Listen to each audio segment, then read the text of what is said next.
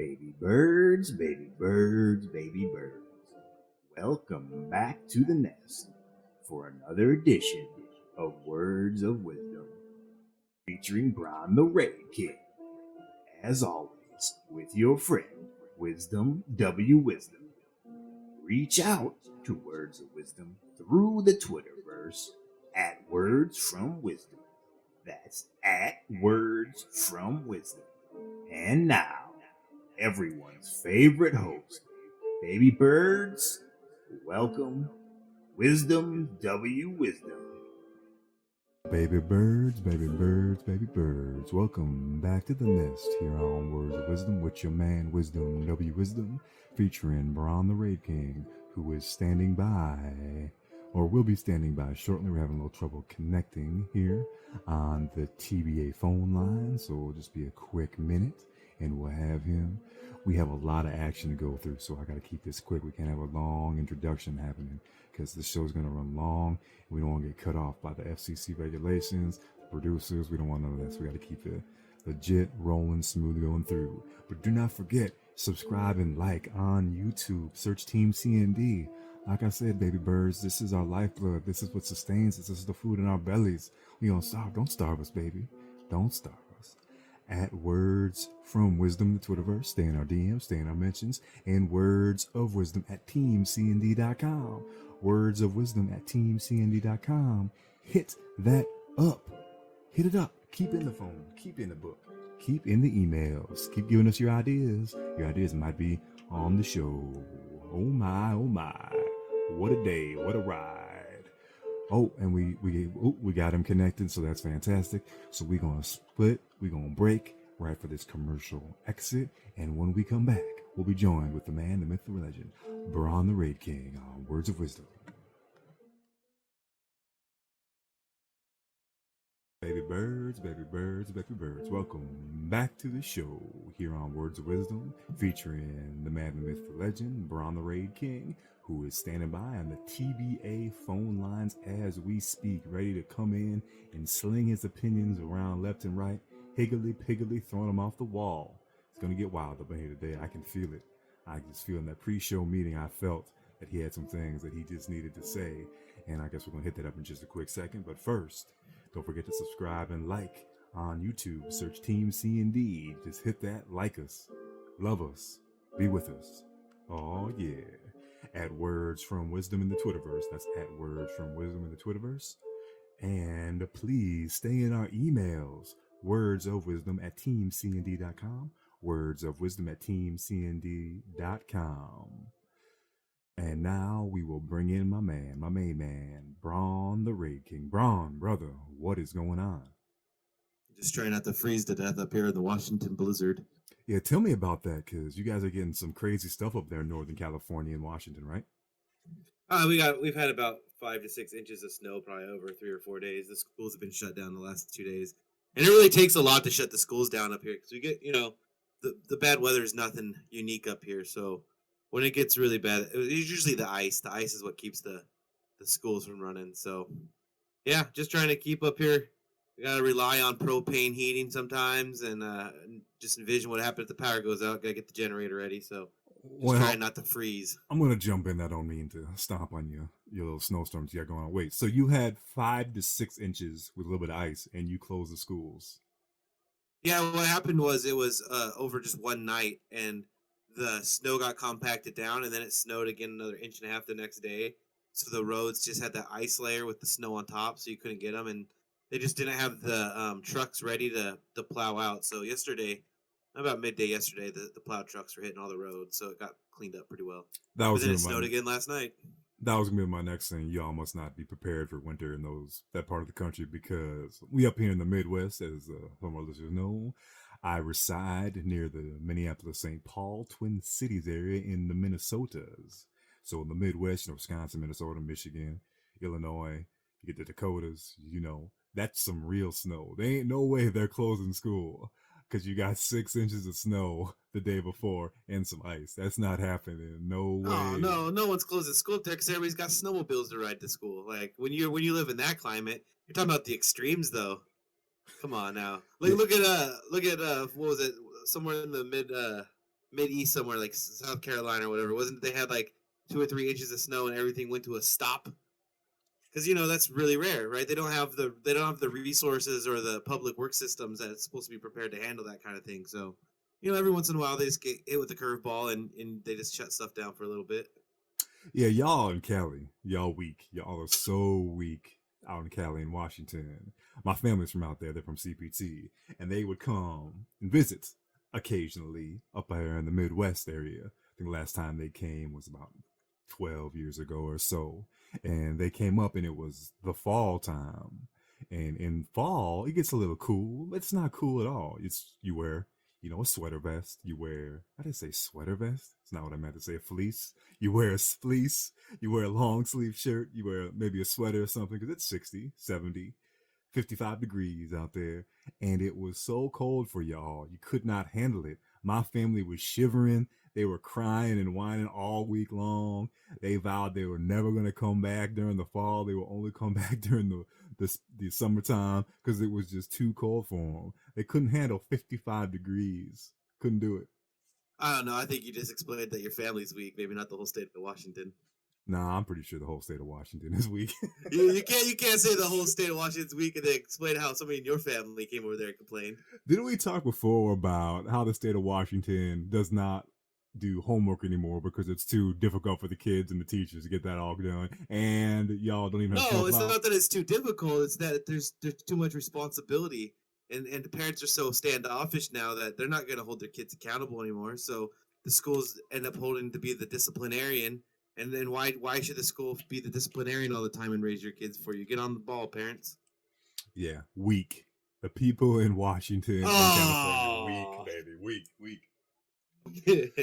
We just had one of our cats, one of our amazing team C&D members. She's a wonderful officer, designs the website and all that good stuff. Her power went out during your little storm action and all that kind of jazz that y'all had. But she's lucky she's got a wood furnace that she can heat some stuff up. But, she was saying it's so cold. Oh, it's so cold. And y'all the same, you up in Washington, Northern California. It's not so cold, all right? You know what temperature is outside? Take a guess right now. Come on, it's climatized. It's like you coming over here during the summer and the heat not being that bad, but the humidity got you sweating. And you talking about how hot it is, and we're talking about how this ain't really that hot. What are you talking about? Yeah. You're just talking about climatization. I noticed you haven't taken a guess yet to how cold it is outside right this second. Outside right now, let's go freezing, 32 degrees. 32. A balmy winter day is 32 degrees. I mean, that you're talking balmy, baby. That would be people up in here be running outside with shorts on and t-shirts. I'm telling you the truth. If it was 32 degrees, it's about 12 degrees. 12 degrees right now outside, but there's no wind, so that's good. Because wind chill is a big thing. Wind chill is real, baby. You're not one of them cats that think wind chill is fake, right? Pardon, what was that? I got a little man here yelling at me, trying to get me to do stuff for him. Go, buddy, go. Yeah, he probably thinks that wind chill is fake. You're not one of those people, are you? Well, the wind chill's fake like the Earth's flat? Come on now. All right, good. Because there's a movement going on that wind chill is fake, and that's the most ridiculous thing I ever heard of. They've never lived out on the East Coast, Northeast, or in the Midwest if they think wind chill is not real.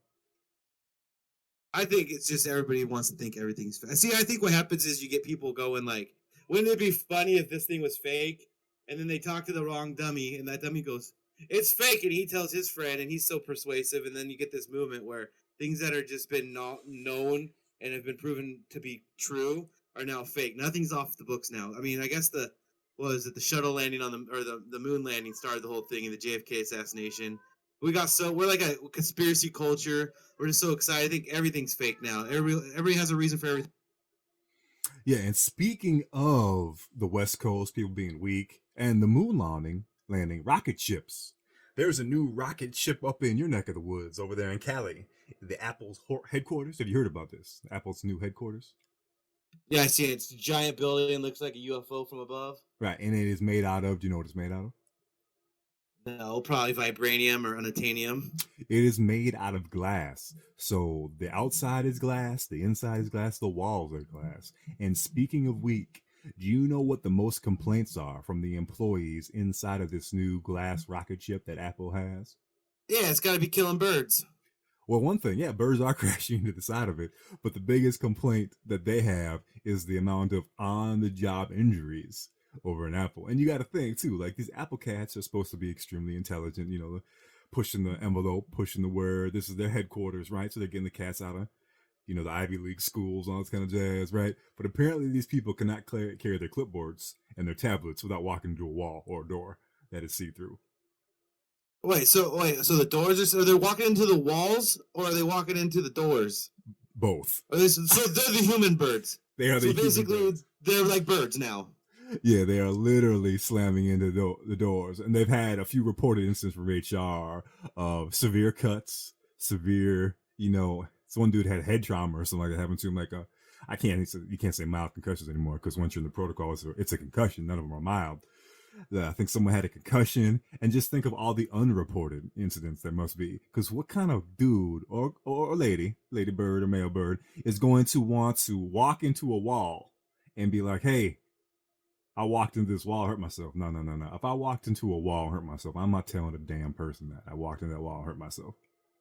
Well, if everything's made of glass, about 1,500 people are going to see you do it anyway. I don't know how you're really going to avoid that. But why don't they just give everybody little helmets?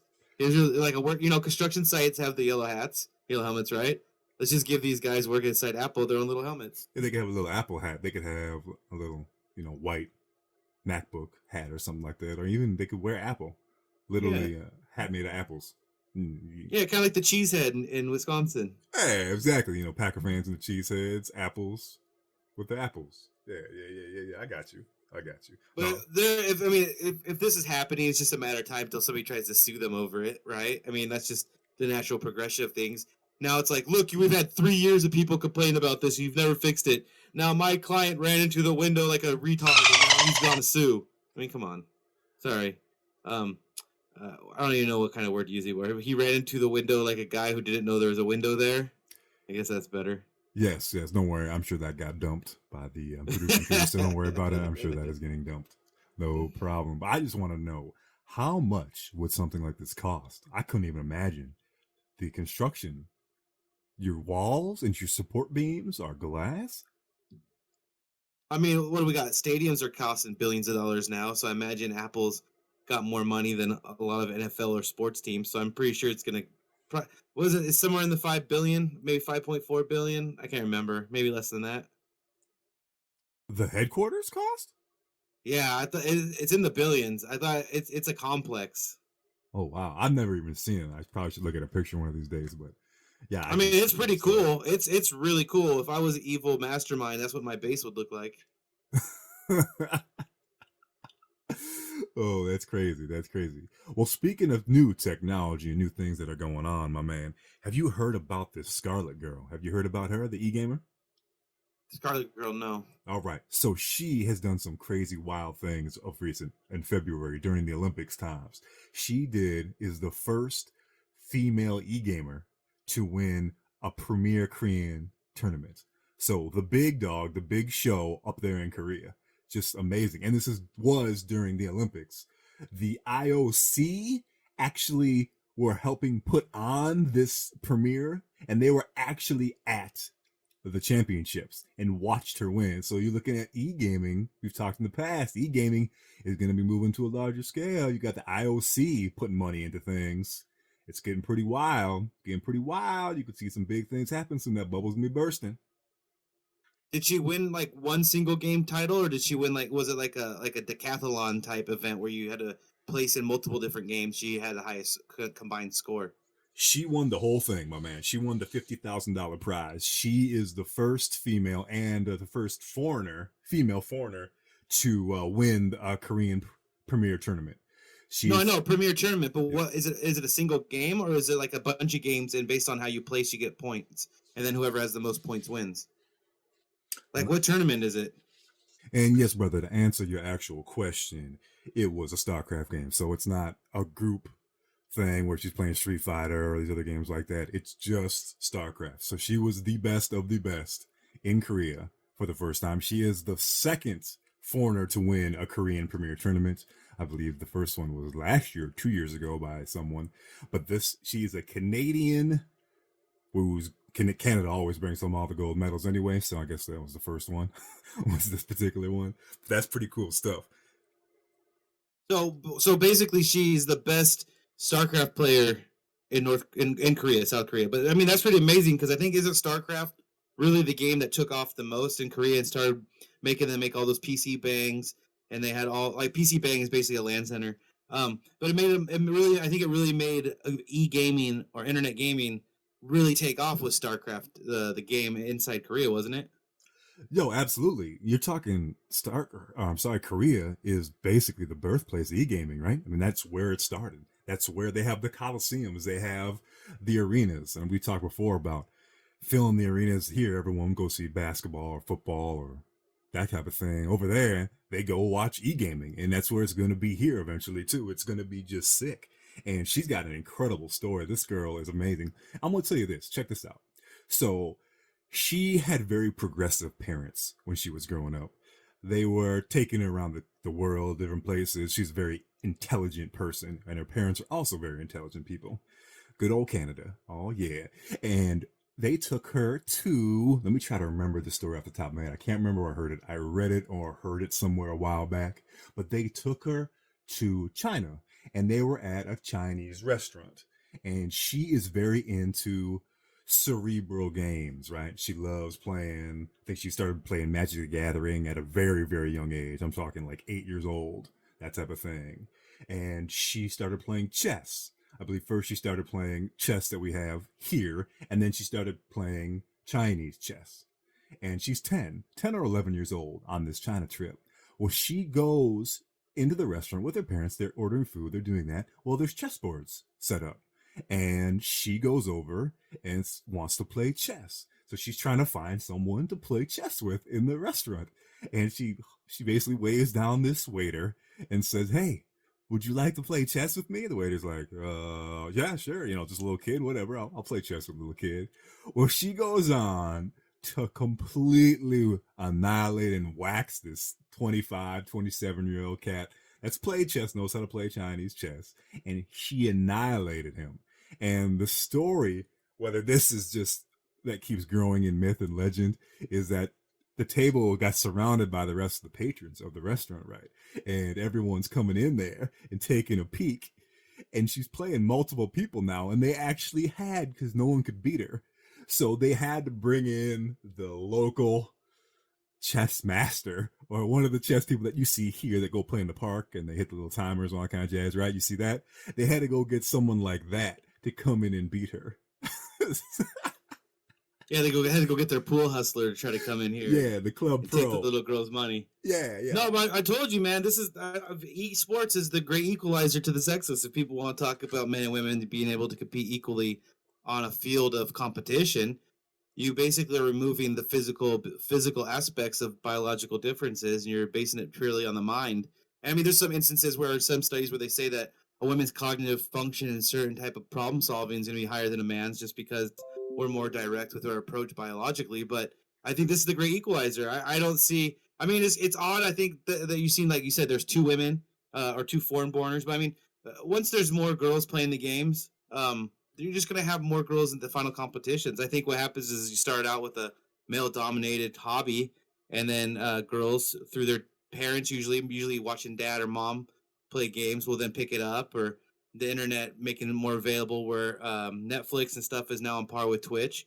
So I mean, or Twitch is now on par with Netflix. So I think you're just going to start seeing the net for player bases or people who can compete be much larger, and it's going to bring in a lot of diverse teams. I mean, really, if you get down to it, it shouldn't be about women teams and men's teams. If this is the great equalizer, they should be commingled teams, and then basically what you have is the most homogenous sport in the world.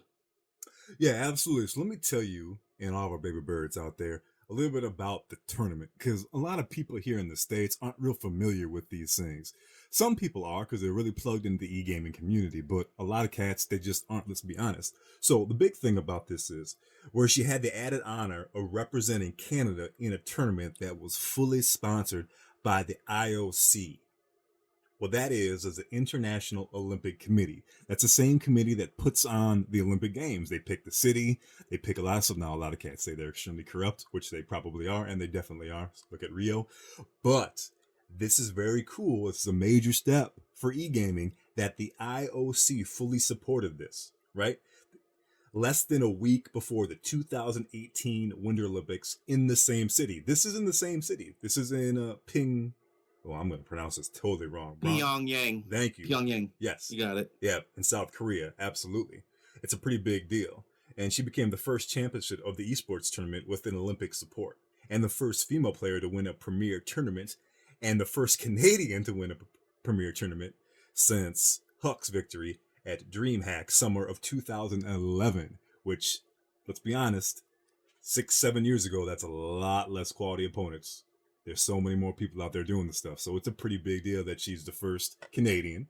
She's the first female gamer. And this was the first fully supported e-game sport tournament supported by the IOC, the International Olympic Committee. This is huge. I don't care who you are, male, female, whatever. This is absolutely huge for e-gaming. I love it. It's fantastic. And let's not forget the fact that she had to travel for this. She wasn't doing this in her home country where she felt, I don't know how much she spent time, how much time she spent in Korea or stuff like that, but this isn't like the home court either, you know. She has to go to some place that I'm not going to say is hostile to outsiders, but very, very much civic pride when it comes to native-born video game players in Korea. So while I'm sure I think they take competition to a whole nother level when it comes to nationality in video games. So while I think it's great, obviously, because what it's going to do is competition's going to get ramped up higher and higher. And that's what we all want to see. We want to see the best play against the best if you really like sports. Well, the cool thing about her is, too, she's 24 years old. And like I said, she's from Canada. And let's be honest, e-gamers' lives, because things happen so fast. New games come out. Things just move so quickly. It's kind of like an NFL running back. What is your average life expectancy of an NFL running back? 3 years, right? And in 3 years, you're out of the league. E-gamers kind of go the same way. They don't stick in the same thing for a very long time. She's been doing this for a long time in e-gamer standards. It's kind of like dog years almost. It's been 2011, and she's gone all over the world doing this stuff. She was training in Korea. I believe 2012 to 2013, she was playing actually in Korea and lived out there for a quick minute. I think a lot of the longevity, though, when it comes to players in esports compared to and like the NFL, well, obviously the NFL is the physicality of it makes it so long shelf life. But with e-gaming, what you have is basically people that are doing it as a hobby still. Like some people get on teams, but a majority of esport teams, they're people that have to have outside lives.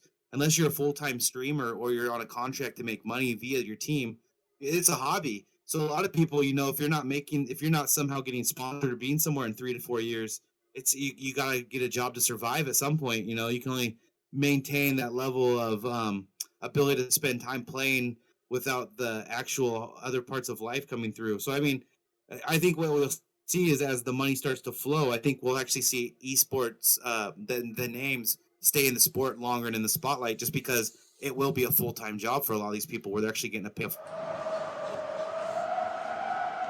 Oh, baby, we lost you. The Raid King. Oh, no. Oh, no. there he's back. He's back. All right, we got him back. We lost him for a quick You second. didn't get any of that? No, we got it. We just lost you. Oh, We just okay. lost you right there. We're good. The listeners, the baby birds out there, got to hear that until the very, very, very end. But we good. We got you. All right, fantastic. So let me read you a couple facts and trivia things about her, because it's pretty cool. It's pretty cool. All right, so I guess these really aren't trivia things. I'm just going to talk about the winnings that she has done. This girl, this e-gamer, I shouldn't even say girl. This e-gamer has What's won. her name? You want her real name? Oh my goodness! I want gracious. her name, yeah, or her gamer tag. Oh yeah, you said it was Scarlet. at the beginning. Yep, she goes by a bunch of different things. So she's got a bunch of different things, right? We gamers, we all got handles, right? She's got a couple ones that she does not like. A lot of cats have nicknamed her the Queen of Blades after a Kerrigan, right? She doesn't like that because why should she be Kerrigan just because she's a female and she plays the game? Why should be Queen of Blades? I'm guessing. So I feel that already.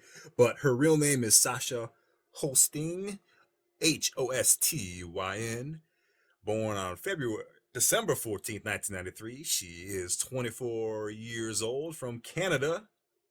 Her alternate ID is EC Scarlet, Cat with a K, Acer Scarlet, Toss, Imba, Katarina, Avril Lavigne.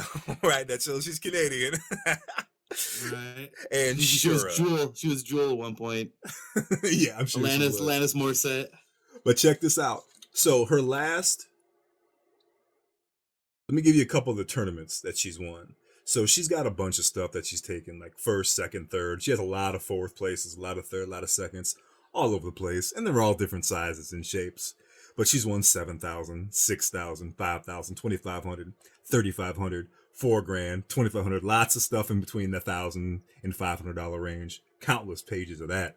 But this last one up in Korea, the premiere, $50,000.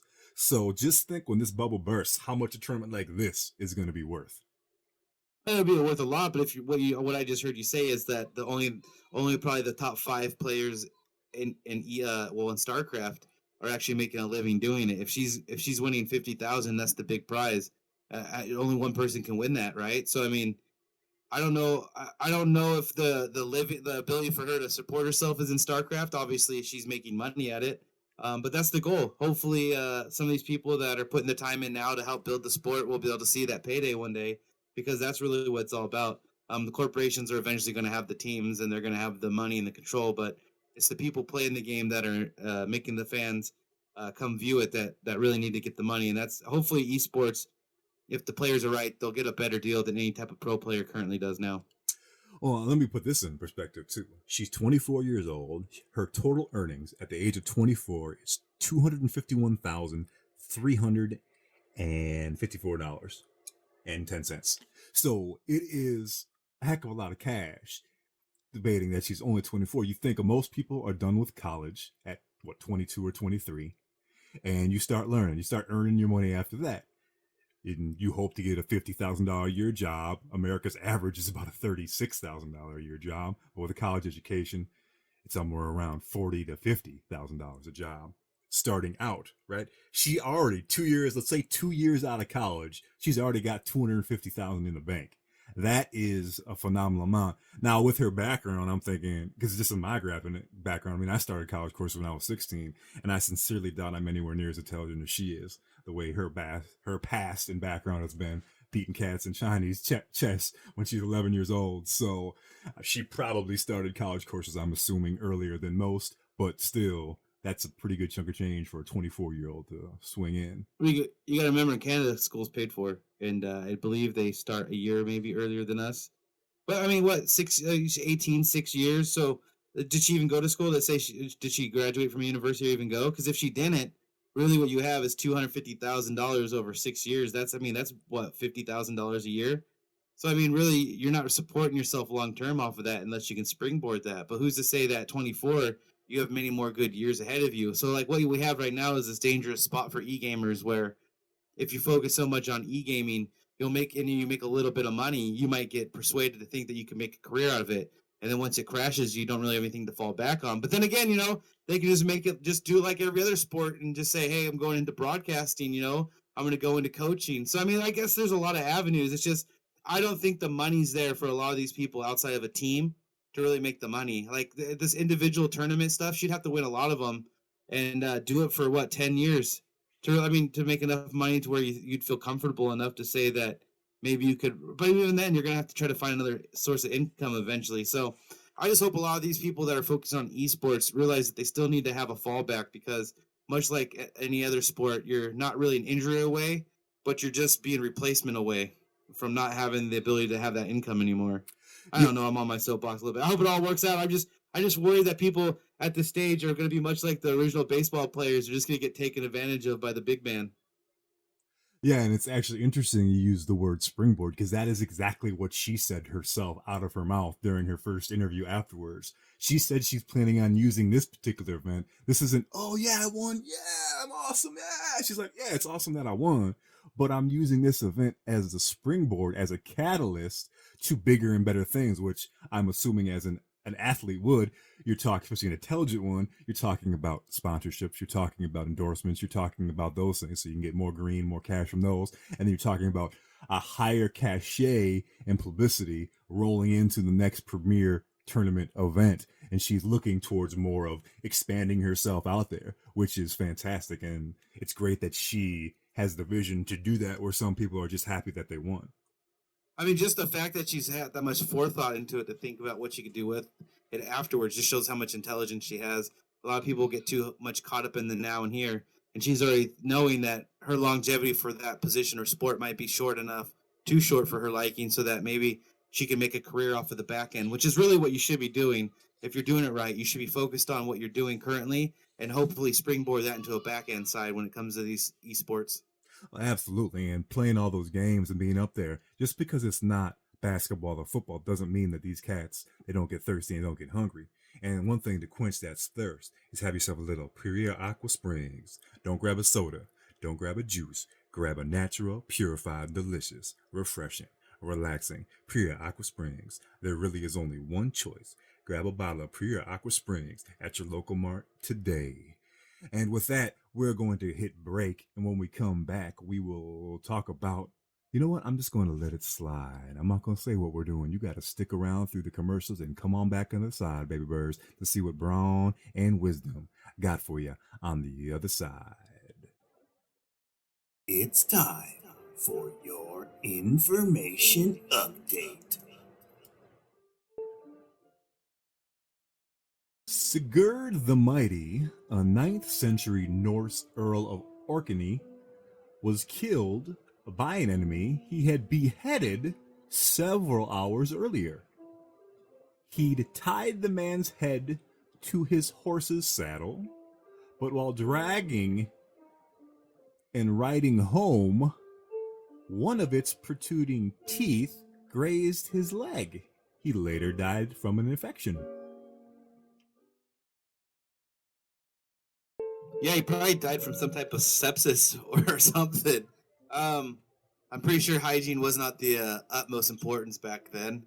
So, I mean, what are you gonna do? Fate gets you in the end sometimes.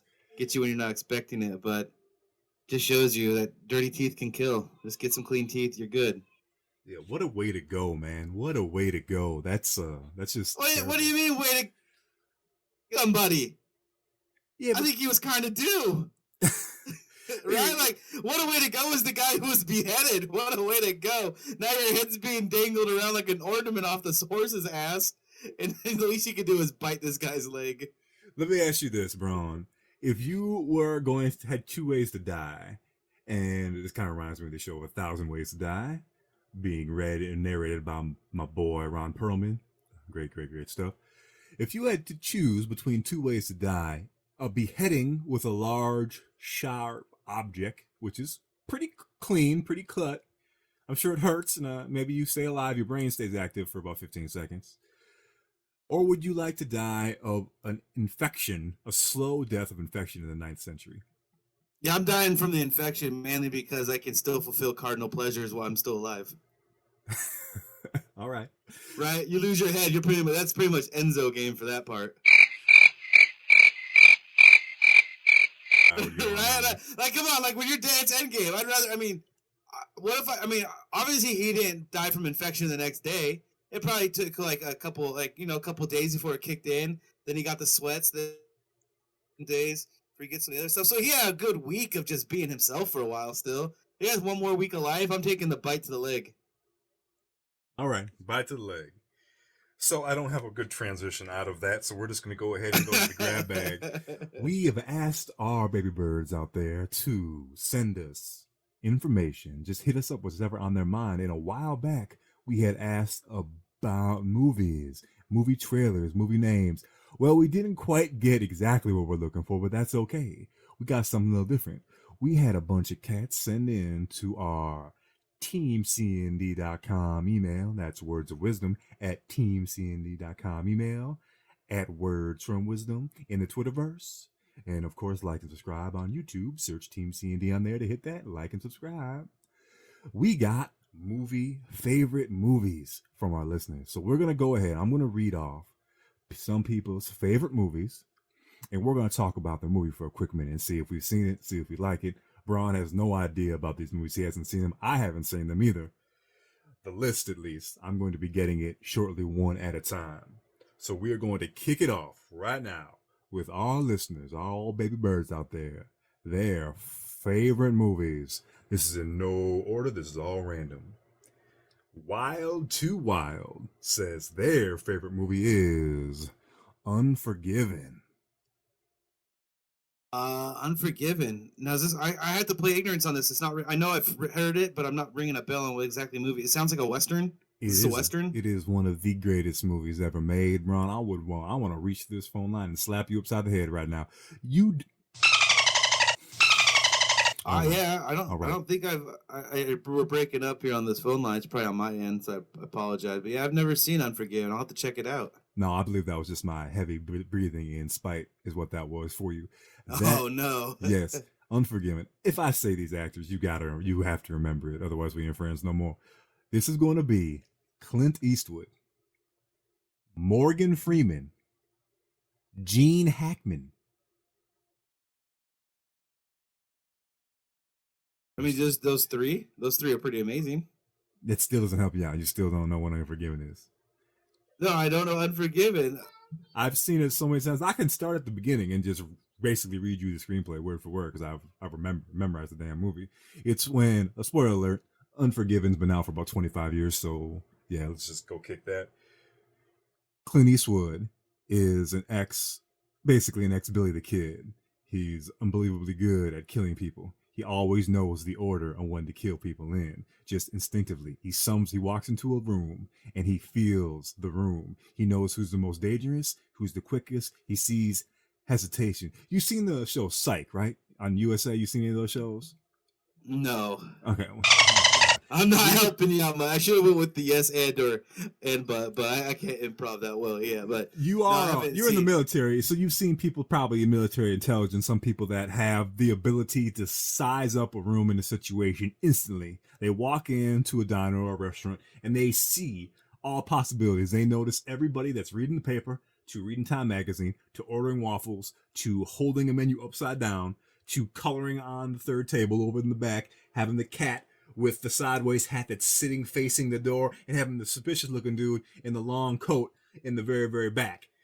Just sizing up. Yeah. Yeah, I've seen Jack Reacher. Yes. Yeah, Jack Reacher. Exactly. You can size up just like that. So that's the type of person Clint Eastwood character is without kind of noticing. He sounds like he's an old farmer guy that doesn't know nothing, just ignorant, doesn't know a thing, right? But he's probably a product of his environment where he's a very intelligent individual. But his product of his environment and his life growing up was he just never got those going for him, right? Because this is the old Western style times. So there's a scene in the movie where Gene Hackman and his deputies, 4 or 5 no-name deputies, one of them doesn't have an arm, and there is a documentary gentleman that is going around and he is documenting the entire, basically, story in the life of these individuals. The reason why this documentary guy is in the story is there was a gentleman called English Bob who is a bounty hunter, and Clint Eastwood is a bounty hunter, and Morgan Freeman is also a bounty hunter. These ladies who work in a brothel, one of them was laughing at one of the clients' hoo-has and made it snicker because it was so inefficiently small, such a big man, and he was drunk as hell. So what he did That's a bad whore, by the way. Sorry, I had to jump in. That's just a bad whore. Snickered, man, a little bit. And I've never had that type of snicker. I've had the smile. No, I'm just saying, if she wants to get paid, she gotta just talk it up. I don't know why she put it down. She wants to get that $1.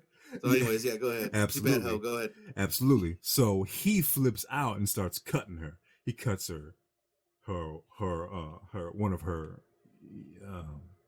I try to say the word without saying it. Part of her chest, cuts part of her chest, and cuts her face, which is not good for someone in that line of work. And he has his friend come in and hold her down, which he didn't want to do. He was trying to get him to stop, but he wouldn't stop. He said, if you don't hold him down, I'm going to cut you too. So the younger guy held her down while she cut that dude. Anywho, long story short, they put up a bounty for $500 on those two guys' lives, on those two dudes' lives.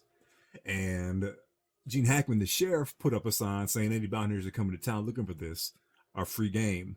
They don't want bounty hunters coming and killing folk. So what ended up happening was Gene Hackman and his bounty hunters and his his people ended up killing Morgan Freeman, who actually didn't do anything. Aw. He didn't do anything. He came there and basically decided he didn't want to do this, and he went home. Well, on his way home, Did he narrate his own death? oh, he should have. He should have. Yeah, right. On his way home, they jumped him, and they killed him, thinking that he was one of the bounty hunters. But he actually didn't do a damn thing. And they put him in a casket on the side of the road with a sign around him saying, "This is what we do to bounty hunters. You're going to end up dead." And Clint Eastwood didn't take kind to that. So he goes rolling into the bar where he knows all of them are at. And he has a shotgun and he's got his 2 pistols on his side. He walks in there straight up and says, to Gene Hackman's character, I can't remember the names of him, he says, "I'm here to kill you. And I'm here to kill everyone that's going to help you. I don't care how many you are." And Gene Hackman says, "There's 5 of us and 1 of you. So I'm only here to kill you. But if they pull, it's whoever goes, goes." And, the Clint Eastwood gravelly voice going down and the low hit. And he says, Gene Hackman goes, "Boys, when this boy shoots me down, pull and send this gravelly, dangerous dog to hell where he belongs." Because Gene knows he's not going to be able to get that gun out of his holster fast enough because he doesn't have his holster. But Clint's already got that gun pointed at him. So he goes for a gun, tries to pull it out. Clint blows him away with one. And then he blows away the guy that is the second closest. He blows him away because he knows that guy's not going to hesitate. So that guy pulled out his gun. And then he throws a shotgun at one of the other guys who tries to catch it. And he pulls out his pistol and shoots the fat dude. Shoots him. And then he shoots the dude with the one arm. He shoots him. And then the other guy tried to shoot him and just missed. Because let's be honest, people that have actually fired guns and pistols, most people are horrendous aim, especially in life or death situations. You being a military man, they are not good. So even if you're 15 feet, 20 feet away from someone, or 20 yards away from someone, you're going to miss most likely if you're not cool, calm, and collected and properly practice and aim these types of things, right? Yeah, they get that buck fever. Yes, they get the buck fever. So he sees this in their faces and their body languages, and he knew he had to kill Gene Hackman first because Gene Hackman was a killer. He was an old school killer, just like Clint Eastwood, who turned out to be a sheriff. And the documentary guy is out there talking to Clint Eastwood afterwards. He's like, "How did you do that?" It's like, "Do what?" "You just killed Gene Hackman, who's a professional killer. You killed him and his 5 deputies. It's like, "Well, I don't know." He's like, "Well, let's look at this. Let's look back." And he opens his notepad because he was writing all this down as it was happening. He said, "You killed Gene Hackman's first because he was the most dangerous. Then you killed Lenny over there. This guy, you shot him in this order. You killed Lenny, who was the next fastest guy. You shot the other guy who was just sweating down his face. You shot him next because he was trying to pull and get his strap off his gun, his holster. Then you shot the fat dude in the back, and then you shot the one-handed guy." He's like, "Well, I don't know. I just have done that." It's like, "I've done what?" "I guess I've always been good at killing folk." And that was it, man, right there. That's the movie.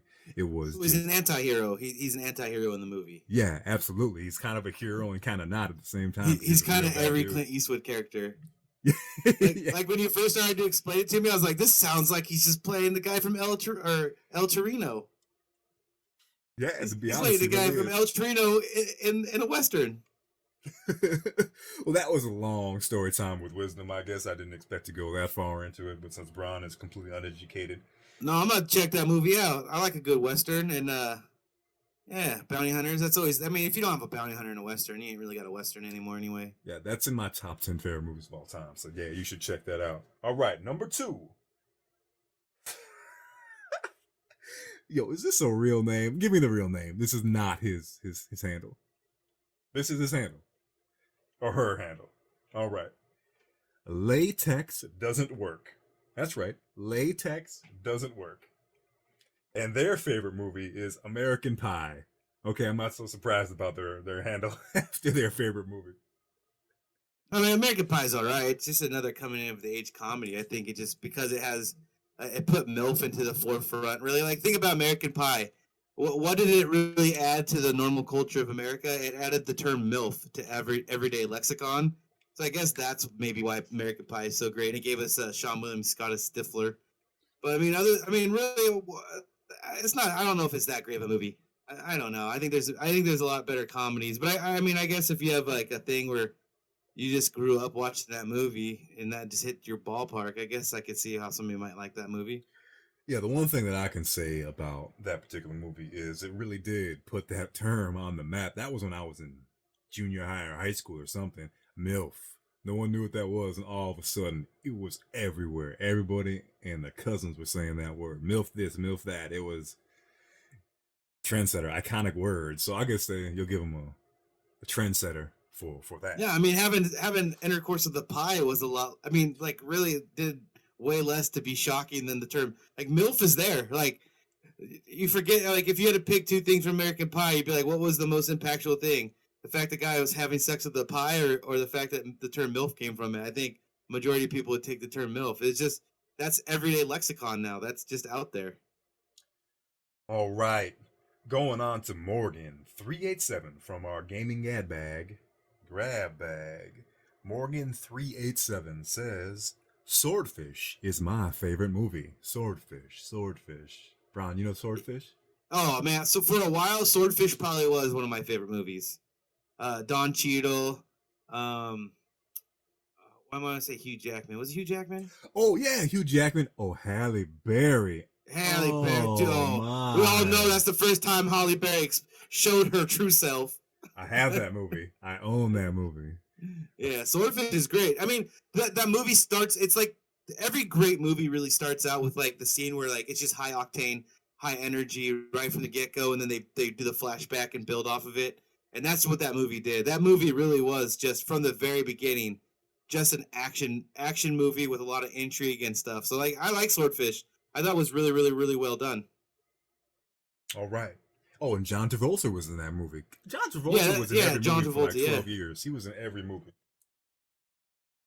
There's one scene where he like pulls like the machine gun out of his car or whatever. That was corny, but that movie was good. I like Swordfish. I think it was one of those movies that really took, really did the idea of a guy who knew high levels of coding and stuff, and he used his ability to really do a major bank heist, which is really what would be done nowadays anyway.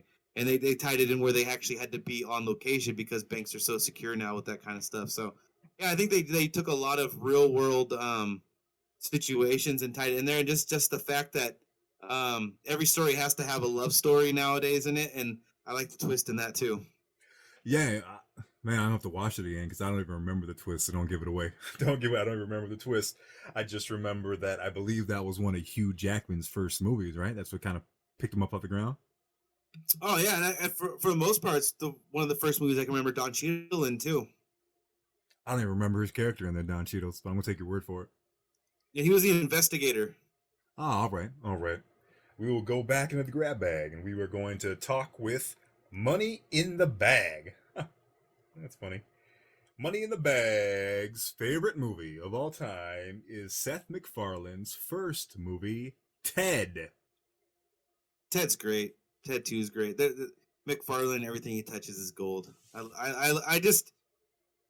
mean, we've all seen stuff like E.T. and stuff like that where they have like the animatron or the puppet or whatever it be the co-host or the co-star of the movie, but Ted just basically took it onto the adult spin, much like almost all of Seth MacFarlane stuff does, and it was good. I mean, I gotta say, well, I didn't know Wahlberg's always kind of been like you look at Boogie Nights, and he's kind of been one of those actors who kind of just does everything. I know I loved him far more in Ted than I think I did in Transformers because that character didn't make any sense. But yeah, Ted's great. I just like the whole storyline behind it too. They did a really good job of making it so even though it was kind of hokey how it happened, it's they didn't make that the pinnacle or the main pivotal point of the whole movie. Yeah, the best thing about Ted, other than Mila Kunis, is in the intro of it, you have people that haven't, not everyone's dove into Family Guy, which is one of my favorite shows of all time. Also, a show that was canceled on Fox, but was brought back after a while. So congratulations, Fox. You finally did something not ridiculously foolish. They have I believe it's Sir Patrick Stewart, right? He's been knighted. Sir Patrick Stewart was the narrator for it, especially in the beginning. The things he was saying, I remember people. I remember like my girl at the time was listening to it because she wasn't into Family Guy too much or didn't watch it as much as I did, and she had never heard Patrick Stewart and definitely didn't watch American Dad, where Patrick Stewart's one of the voices. That she's like, "Is that Patrick Stewart?" Yes, baby, that is Patrick Stewart. It's the part where he goes, "Boys, a little kid's wish is the most powerful gift, except for an Apache attack helicopter." That opening line, was that the opening line of the whole movie? Yeah. Have you seen an Apache helicopter? It is so cool no, what it great. can do. In American Dad, he plays CIA director Bullock, and he's just basically Patrick Stewart. Yeah, doing crazy stuff. Yeah, absolutely.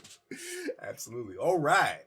Diving back into the grab bag. We're going to hit up with Tizzy36.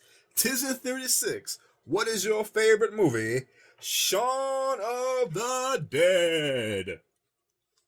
That's my wife's favorite movie, oddly enough. She loves Shaun of the Dead. She pretty much likes everything with Simon Pegg and Nick Frost in it, but I think Shaun of the Dead is in her ballpark. You know, she likes a lot of the Resident Evil movies, a lot of the horror movies, and I think it's kind of this, and a lot of comedy. So I think it's just that blend of horror, zombie, comedy that she really just enjoys. But yeah, I mean, I don't really enjoy Shaun of the Dead. I think it's okay, but no, my wife thinks it's probably one of her top 5 favorite movies of all time. My question for you, would you go back for your ex-girlfriend during a zombie apocalypse? Nope. As soon as you said ex-girlfriend, that means I have no responsibility anymore. I love the end of the movie too. It's great. I won't give away too much, but he keeps a zombie as a pet, plays video games with it. What's the bros before hoes? All right, that is the next grab bag question coming up. I guess it's not a question, but the next grab bag instance from the real Bill Gates. I'm sure this is the real Bill Gates. The real Bill Gates favorite movie. Bill Gates' favorite movie. The man who can stack $1 bills 4 times from here to the moon is Inception. Oh, I thought he was going to say Jobs. Inception's that's one of those movies that became iconic. It every once in a while a movie comes along. I mean, Matrix was kind of the first dream sequence movie that really, to I can remember, was done so big with so much CGI. But Inception was the one that took it a little bit farther. I mean, really, Inception's just what if there's a Matrix within a Matrix within a Matrix. But the acting was great, and then like every movie has to have that good twist, and Inception had that perfect twist in it. No, it was fantastic. And just look at the cast of that. You look at the cast of that now from today. Tom Hardy, Joseph Lovett, Hewitt Lovett. Well, I can't remember. Gordon. I can't remember his name. Gordon Lovett, yeah. There we go. DiCaprio. And, oh my goodness, there's 2 other real big stars in that movie too. I cannot remember their names. Anywho, that's still a pretty big cast. And the budget was much. Was that a Christopher Nolan movie? Who directed that? I mean, maybe it kind of had that Batman feel to it. Yeah, just those movies are the kind of. But nowadays, when you get like a Tom Hanks or Leonardo DiCaprio, you can just assume that the cast, if it's going to be a multi-person cast, and not like something like Castaway, that the cast is going to be great, right? Because you're already putting so much money usually behind that iconic actor nowadays, Denzel Washington's, that the guys are going to have so much not support around them, but if you're going to go big, you're going to go big nowadays. And I think that's why you're really seeing the Marvel movies take off. Is the Marvel movies know that they have to find the fine line of finding people that fit the look of what they're trying to do, but also have that name recognizability. And so that's what you get with big budget movies. You get a bunch of names and you get a bunch of effects. And every once in a while, there's a movie like Inception that pulls it off. But the other side of that, every once in a while, you get a movie like Battlefield Earth. All right, here we go. I got the specs on Inception. So Ellen Page was also in there. And yeah. Tom Berenger and Michael Caine. Yeah, and Michael Caine. Oh, Michael Caine. I'm from Batman. This has got to be Christopher Nolan. Caine. It is Christopher Nolan. Absolutely. Yeah, it has that Batman feel if you really think about it. A lot of the same angles, a lot of the same tone with the shots. I mean, I'm not really a big movie aficionado where I look at all that stuff, but once you said Christopher Nolan, I was like, yeah, that makes a lot of sense from that movie to like The Dark Knight, how it kind of has the same kind of cinematography with it, other than the effects. All right. Reaching back into the grab bag. We only have a few minutes here left, folks, so we're going to try to get through this as quick as we can, baby birds. All right. We have a Little Lady in 92. Okay, so before I unveil this movie, I want you to guess with a name such as Little Lady 92. So I'm assuming 92 is when she was born, or I'm assuming it's a girl. And what genre of movie do you think someone that would use a handle of Little Lady 92? So what, she's 20, 26 right now? Yeah, I'm gonna assume it's some type of child coming of age story. When you said that, I instantly thought Little Miss Sunshine or like Three Men and a Little Baby. It is, no, I'll give you another hint. I'll give you a hint so you can get it. It's going to be one of those teen movies. One of the teen movies, Yeah, the teen ones. like Road Trip. Yep, in that genre, in that style, that stars a bunch of women. Is it Neighbors 2? Lindsay Lohan. Do you remember Lindsay Lohan? Oh, Mean Girls. Yes, Mean Girls. Yeah. I don't really remember Mean Girls much. I just know that it has something to do with popularity. And then the new girl comes to school and she's popular, but then she realizes everybody's kind of mean to each other, right? I'm guessing. And then does she decide not to be mean at some point? Like, I mean, I'm just going off of the name of the movie. Should have kept going, see the fake your way through it. So it's all about this. That was close. That was good. Was it close? I mean, is that close? It's pretty close. It's pretty close. That just shows you how predictable Hollywood's getting. It's a really good movie, actually, to be honest with you. Mean Girls is a really good movie. Lindsay Lohan before she went all wacky, wicked, wild. And Rachel McAdams, whose career blossomed after that role. She's an incredible actress. Does a great job in Wedding Crashers. Great movie. Funny. What's a movie that you're afraid to admit you like? Oh man, that's a tough one. Cause it's not that hard for me to admit things. I'm the cat that teaches yoga and steps, brother. So you looking at somebody that 70% of my friends are female. So I've been dragged around. I don't even say dragged. I mean, I'll go see chick flicks. I'll go to see those things. It doesn't bother me. My favorite color, my favorite color is purple. My man, I dig pinks. I got pink suits. I have 7. No, I know, but what's that movie? What's that movie okay, we'll say that you're not afraid of, but what's that movie that you don't think people would expect you to like? Well, if they're gonna look at me, if I'm walking down in a mall or something like that, they ain't gonna think I'm gonna like any of these. They wouldn't think I like Mean Girls. They wouldn't think that I like. I'm trying to think of something that's really up in there. Well, here I'll give you what it is. I've had one movie when my wife met me. I liked this movie, and I still maintain that I enjoy this movie. But it's a movie that a lot of guys wouldn't admit to liking. But I liked my favorite movie. I don't like to admit I like is 10 Things I Hate About You. That's one of them, man. I like that too. That's the one with Jessica Stiles, right?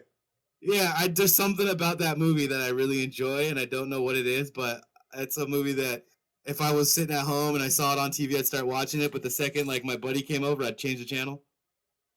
That's another Joseph Gordon-Levitt movie. Yeah, yeah, Heath Ledger, man. Heath Ledger, Joseph Gordon-Levitt. John Lithgow's the dad. Oh yeah. Yeah, that's a good one. Let me come back to this. I'm gonna do this last movie. And then we're gonna do the grab bag, and I'll come back to what mine is. Because I gotta think of something good. I'll think of something good for it. Alright. So our last grab bag movie. Favorite movie from Trek of Stars. Oh, this should be an easy one, right? Trek of Stars. Yeah, it's Khan, dude. Star Trek #2. All right, unveiling it here. Star Wars movies. That's just all the Star Wars movies? Yeah, No, I don't believe that. See, because if you're a real Star Wars fan, you'd say all the Star Wars movies that don't have Jar Jar Binks. That's the correct answer, right? Right? What a killjoy that character was. It just seemed out of place, I guess. And also, I don't like how he got kicked out, but now because he's bringing 2 strangers back, all of a sudden he's legit again. I don't understand that part of the movie either. He's the Dark Lord of the Sith. He was the Dark Lord of the Sith, man. There's that whole conspiracy. He was Mr. Magoo from another planet. He basically just walked around, accidentally did things that are beneficial, right? He's Mr. Magoo. He pretty much was. George Lucas loved Mr. Magoo. Couldn't figure out a way to get into the original trilogy. He's like, I know, I'm going to throw this character who mistakenly, no matter to a fault of his own, is uncoordinated enough to figure anything out, but somehow could be a hero. Like I get it, like that's the ultimate underdog, but come on. Oh, I don't like Jar Jar. Jar Jar. I don't know if he's the most hated character in Star Wars history, but he's my most hated character in Star Wars history. yeah, he's probably pretty up there. He's probably pretty close to being up there. I haven't seen the new ones yet. I own them, but I haven't seen Force Awakens and the new ones yet. So I Oh, they're got. pretty good. The I, new ones are pretty good. I've heard. I've avoided all Star Wars news, so I don't get any spoilers. I have no idea what happens in any of these movies. I've stayed Well, away are you from waiting it all. until they're all released and then just gonna binge them? No, because I had the eye problem, brother. You remember that? You know, I had the eye Right, problem, so I right. can't. So I got the. This is how it worked out. I got a 65-inch 4K TV, 3D, when they were expensive still, and then I went ahead and got my Force Awakening in the mail, the collector's edition with the 3D glasses and the 3D stuff and all that kind of jazz. And the next week I was in the ER for extreme eye issues and medical migraines and all sorts of crazy shit in the hospital for the next 3 weeks. So I never got a chance to watch the damn thing. So I got all sorts of stuff like that, just chilling and rapping, waiting for me, tantalizing, calling my name, saying, listen to me.